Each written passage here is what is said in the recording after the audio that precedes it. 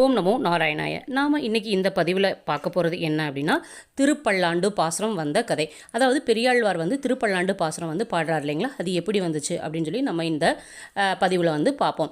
அதாவது எந்த திருக்கோயிலில் பெருமாள் திருக்கோயிலிருந்து வெளியில் உற்சவத்துக்காக வெளியில் வந்தாலும் மறுபடியும் பெருமாள் உள்ளே போகிறதா இருந்தாலும் இந்த பாடல் தான் பாடுவாங்க. அதே மாதிரி அதிகாலையில் எந்த கோவில்களாக இருந்தாலும் பெருமாள் கோவில்களில் முதல்ல பண்ணக்கூடிய பூஜைக்கு இந்த பல்லாண்டு பாசுரம் தான் பாடுவாங்க. இந்த பாசுரம் மிக முக்கியமான ஒரு பாசுரம் கருதப்படுதுங்க. இந்த பாசுரத்தில் என்ன அப்படின்னா, பெருமாளுக்கே திருஷ்டி சுத்தி போடுறாங்க அப்படின்னு சொல்லி இல்லையா, பெருமாளுடைய அழகை பார்த்த உடனேயே அவருக்கு கண்ணு பட்டுருமோ அப்படின்னு சொல்லி பெரியாழ்வார் திருஷ்டி சுத்துறதுக்காக இந்த பாட்டு பாடுறாருங்க. இந்த பாசுரமும் அந்த பாசுரம் வந்த கதையும் நம்ம இப்போ பார்ப்போம். மதுரையை ஆட்சி செய்து வந்த பாண்டிய மன்னன் வல்லப தேவன் என்பவன் ஒரு நாள் என்ன பண்ணுறாரு அப்படின்னா, இரவு நேரத்தில் சோதனைக்காக வலம் வராரு மதுரையை. அப்படி ஒரு நாள் ஒரு வீட்டு திண்ணையில் படுத்திருந்தவரை எழுப்பி, நீங்கள் யார் அப்படின்னு சொல்லி கேட்குறாரு.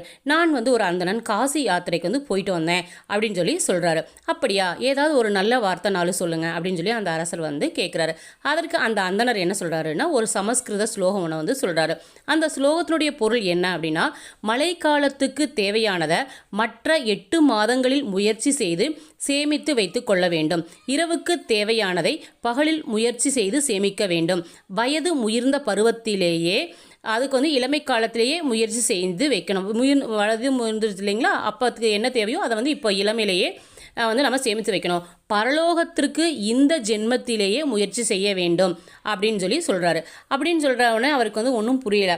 அப்போ பரம்பொருளை பற்றினால்தான் பரலோகம் செல்ல முடியும். அந்த பரம்பொருள் யார் என்று எப்படி அறிவது அப்படின்னு சொல்லி அவர் யோசிச்சுட்டு இருக்கிறார். அதாவது பரலோகத்துக்கு போகணும் அப்படின்னா அதை இந்த ஜென்மத்திலே முயற்சி செய்யணும் அப்படின்னு சொல்லி அந்த முதியவர் சொல்கிறாரு.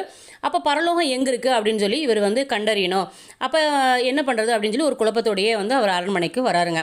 அப்படி அந்த பரம்பொருள் எப்படி யார் என்று எப்படி அறிவது அப்படின்னு அந்த அரசன் குழப்பம் அடைஞ்சிட்டு இருக்கப்போ தன்னுடைய சபா மண்டபத்தில் ஒரு விவாதத்தை நடத்துவோம். வித்வான்கள் அனைவரையும் அதில் கலந்து கொள்வோம். மண்டபத்தில் ஒரு பொற்கிளியை தொங்க விடுவோம். எந்த வித்வானுக்கு அந்த பொற்கிளி தாழ்ந்து கொடுக்கிறதோ அவர் கூறக்கூடிய விளக்கமே உண்மையானது என்று முடிவு செய்வோம் அப்படின்னு சொல்லி அரசவையில் தீர்மானம் செய்கிறாங்க. அன்னைக்கு இரவு பெரியாழ்வாரோட கனவுல தோன்றிய பெருமாள், விஷ்ணு சித்தரை நீர் பாண்டிய அரசவைக்கு சென்று நாமே பரம்பொருள் என்று நிலைநாட்டி வாரும் அப்படின்னு சொல்லி பெருமாள் சொல்லிட்டு மறைஞ்சிடறாங்களாம். அப்படியே அடுத்த நாள் அந்த அரசவையில் பெரியாழ்வார் உள்ளிருந்த பெருமாளே பேச உலகிற்கு பரம்பொருள் திருமாலே அப்படிங்கிறத நம்மளுடைய பெரியாழ்வார் எடுத்து உரைக்கிறாருங்க.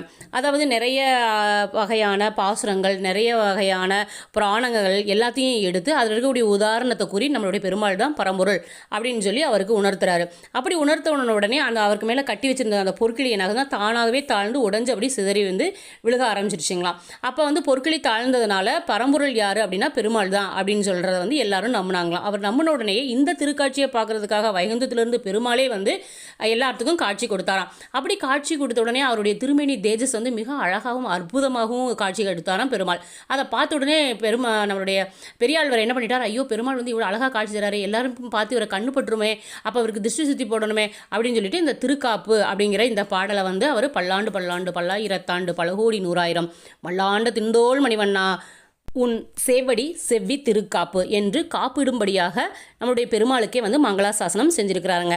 தன்னை யசோதையாக பாவித்து கொண்டு கண்ணனை தொட்டில் இட்டு தாளாட்டி நீராட்டி அவருக்கு பூச்சூட அழைத்து அப்படின்னு சொல்லி நிறைய பெரியாழ்வார் திருமொழியில் நம்மளுடைய பெரியாழ்வார் பாசுரங்கள் பாடியிருக்கிறாரு. அப்படி இருக்கும்போது பெரியாழ்வார் நம்மளுடைய பெருமாளுக்காக பல்லாண்டு பாடினதுனால நம்மளுடைய 12 ஆழ்வார்களில் முதல் ஆழ்வார்கள் எல்லாருமே இருந்தாலும் கூட நாதமுனிகள் நம்மளுடைய திருப்பல்லாண்டை தான் 4000 திவ்ய பிரபந்த தொகுப்பில் முதன்மையாக வச்சிருக்கிறாருங்க.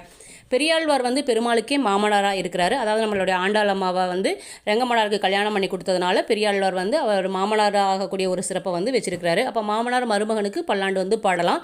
ஆனால் இங்கே இந்த ஒரு நிகழ்வு நடந்தப்போ பெருமாளுக்கே பல்லாண்டு பாடினதுனால இவருக்கு ஆழ்வார்களில் மிகவும் ஏற்றம் மிகுந்து காணப்படுதுங்க. இப்படிப்பட்ட நம்மளுடைய ஆழ்வாரனுடைய இந்த திருப்பல்லாண்டு பாசனம் நம்ம வெறும் 5 நிமிடத்துக்குள்ளே போட்டிருக்கோங்க. இது உங்களுடைய வீட்டில் அதிகாலையிலையும் சாயந்தரத்துலையும் நீங்கள் கேட்டு பெருமாளுடைய அனுகிரகத்தை பெறணும் அப்படின்னா நம்மளுடைய திவ்ய தாரை சேனலை சப்ஸ்கிரைப் செய்து திருப்பல்லாண்டு அப்படிங்கிற இந்த 12 பாசுரத்தை கேட்கலாம். எவ்வளவோ டைம் நம்ம வேஸ்ட் பண்ணுறோம். இதில் ஒரு 5 நிமிஷம் மட்டும்தான் அது ஓட போகுது.